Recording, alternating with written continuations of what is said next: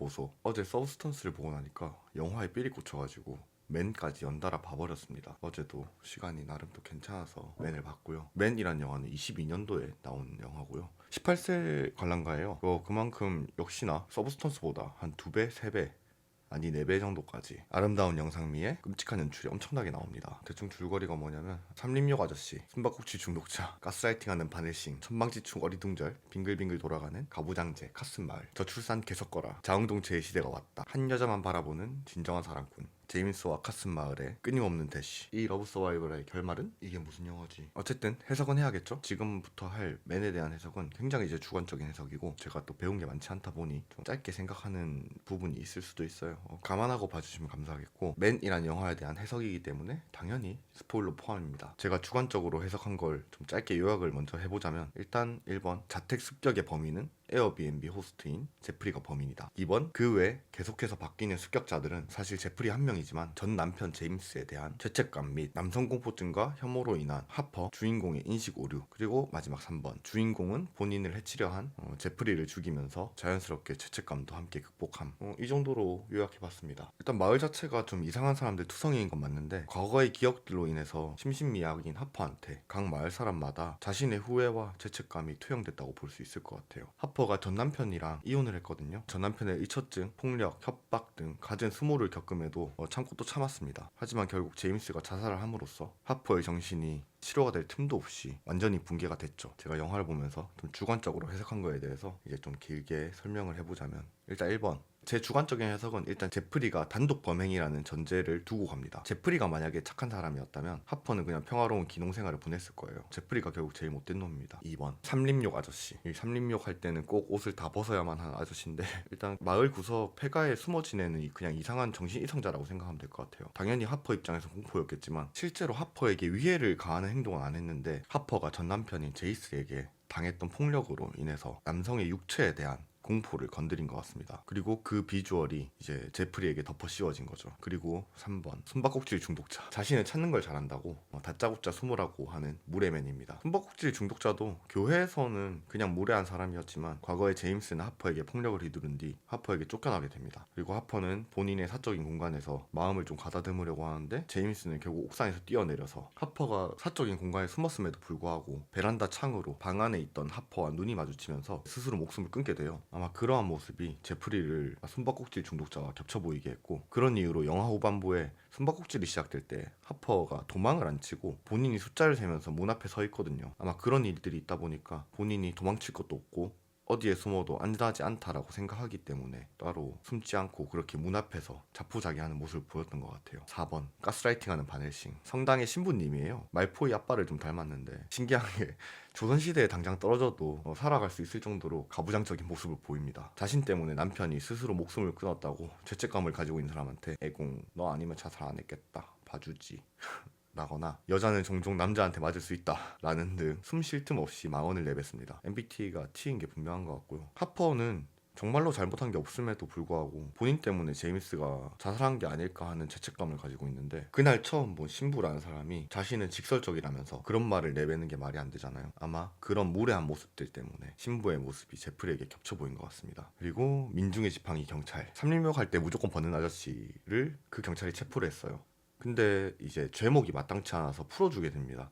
그 삼림역 아저씨가 풍기문란죄 이외에는 딱히 하퍼에게 위해를 가한 건 없거든요. 하퍼는 제임스한테 육체적이나 심리적 폭행을 당할 때 그 누구에게도 도움을 받지 못했어요. 그 삼림역 아저씨 같은 경우는 자신도 어쩔 수 없는 노릇이라서 풀어준 것이겠지만, 그런 경찰이 보이는 무책임한 모습에 하퍼의 인류애가 저 밑바닥 구석까지 박히게 됩니다. 유일하게 도움을 요청할 수 있는 경찰이 저렇게 무책임한 모습을 보인다니요. 풀어준 이유는 이해가 되는데 그 이후 대처가 이제 이해가 안 되죠. 조금 더 잘 설명을 해줬으면 하퍼에게 또 하나의 구원이 손길이 됐을 것 같은데, 하퍼에게 본격적인 습격이 시작될 때 경찰의 모습으로 습격이 시작이 돼요. 그때 경찰이 아무 대답도 하지 않는 모습이 과거의 하퍼가 도움을 청할 때 그 누구의 도움도 받지 못했 그런 기억이 씌워진 것 같습니다. 6번 삼림용 아저씨의 진화. 삼림용 아저씨가 처음에는 그냥 좀 알몸으로 딱 나오는데 이 사람이 갈수록 여기 하나하나 스킨을 끼우더니 처음에는 부두술사의 모습이었다가 드루이드로 직업을 변경합니다. 점점 갈수록 이게 그 워크래프트의 그 센티넬이라고 하나요? 워크래프트의 그 건물처럼 생기게 변해요. 얼굴에 있는 식물이 막 자랍니다. 아마 그거는 하퍼의 정신적 스트레스 수치라고 생각합니다. 갈수록 그런 일이 겹치고 생기다 보니까 마지막엔 진짜 이 얼굴이 나무가 되거든요. 하퍼의 스트레스 수치가 머리끝까지 차올랐다라고 볼 수 있을 것 같습니다. 그리고 7번 자웅동체신. 이게 자웅동체신이 어떤 신이냐면 마을의 사람들이 갑자기 출산율에 힘을 쓰기 시작해요. 거기 마을이 굉장히 작은 마을이거든요. 그래서 릴레이로 마을 사람들이 서로를 낳기 시작합니다. A가 B를 낳고 B가 C를 낳아요. 무슨 말인지 모르겠으면 정상입니다. 모두 한마음 한뜻 되어 하퍼에게 무의식적으로 그리고 무례하게 2차 가해를 저지르면서 하퍼는 애초에 데이트 폭력이라든지 그런 쪽의 피해자였어요. 그러다 보니까 더 사람들이 경계할 수밖에 없는데 무신경하게 말을 툭툭 던졌던 사람들의 모습들이 다 나타난 게 아닐까 생각합니다. 결국 마지막에는 이제 제임스가 등장하고 하퍼가 원하는 게 뭐냐고 물으니까 제임스가 너의 사랑이라고 대답을 합니다. 그 부부가 어떻게 결혼 생활을 했는지는 나오지 않아요, 영화에. 과거는 나오지 않습니다. 근데 제임스는 사랑하는 사람을 때리고 그 사람한테 스스로 목숨을 끊을 거다 협박하고, 실제로 스스로 목숨을 끊는 사람이 건강한 사랑을 한 건 절대 아니었을 것 같아요. 제임스의 너의 사랑이라는 말을 들은 하퍼는 그제서야 모든 죄책감을 놓을 수 있게 됩니다. 이때까지 실체로 있던 제임스식 사랑의 가스라이팅에 당했던 하퍼는 이제는 이 세상에 없는 본인 마음속에만 있는 제임스에게 사랑을 주고 죄책감을 해결했다고 생각해요. 드디어 진짜 이별을 한 거죠. 마지막으로 9번 하퍼의 이혼 이유 중에서는 그저 제임스의 폭력뿐만 아닌 자신의 인생을 살기 위해라는 이유도 있어요. 마냥 행복하게 살다가 갑자기 자신의 삶을 위해 간다고 하면은 그건 분명히 무례한 거긴 한데, 만약 그렇게 행동했더라도 폭력이 정당화가 될 수는 없죠. 사랑에는 책임감이 필요한데 책임감 때문에 또 사랑할 이유는 없으니까요. 하퍼랑 하퍼의 친구인 라일리가 되게 주체적인 삶을 살려고 노력을 해요. 서로의 선택과 도전을 응원해주는 모습에서 볼 수 있듯이 본인의 선택이 아닌 강요받아서 사랑을 주는 인생이 행복하다라고 말을 할 수는 없겠죠. 영화 맨을 보면 성당이라든지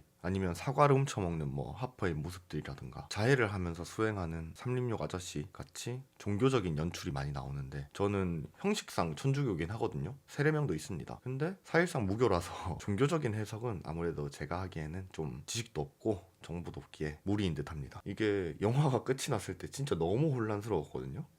진짜 이해가 하나도 안 되는 거예요. 그래도 꿈보다 해몽이라고 또 이렇게 정리하고 보니까 그럴싸한 것 같습니다. 이게 주관적인 해석이다 보니까 감독님이 말하려 했던 원래 스토리랑 맞는 부분이 한 20%도 안 될 것 같아요. 진짜 제 머릿속에 있는 것만 끄집어낸 거거든요. 한 개죠, 한 개. 지금 제가 따로 해석한 것도 다른 분들이 해석한 걸 제가 따로 안 보고 해석한 거거든요. 해석을 제가 찾아보면 더 이상 제 주관이 떠오르지가 않아요.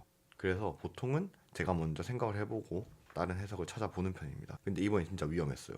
처음에는 진짜 아무 생각이 안 떠올라가지고 어쨌든 그렇습니다. 이 연속으로 영화 리뷰를 할 줄이야. 제가 맨이라는 영화를 꼭 한번 보세요라는 말은 못할 것 같습니다. 정신건강에 굉장히 안 좋은 영화예요. 특히 이게 데이트 폭력이라든지 성별에 따른 힘의 차이에 있어서 어쩔 수 없이 나오는 그런 무력함이 공포 요소거든요. 그래서 그런 거를 기반으로 두기 때문에 스토리 자체에서 좀 불편함을 느끼실 분도 있을 것 같습니다. 차라리 미드소마가 낫습니다. 미드소마를 차라리 한번 더 볼 걸 그랬네요. 어쨌든 다음에는 좀 더 건강하고 유쾌한 영화를 리뷰할 수 있도록 해볼게요. 제가 목표로 삼았던 서브스턴스와 맨을 다 봤으니까 다시 열심히 또 건강하게 살아가야겠죠. 이상 한동안 정신건강에 신경 써야 할 것 같은 사장이었습니다. 오늘은 여기까지. 뽀뽀 쪽.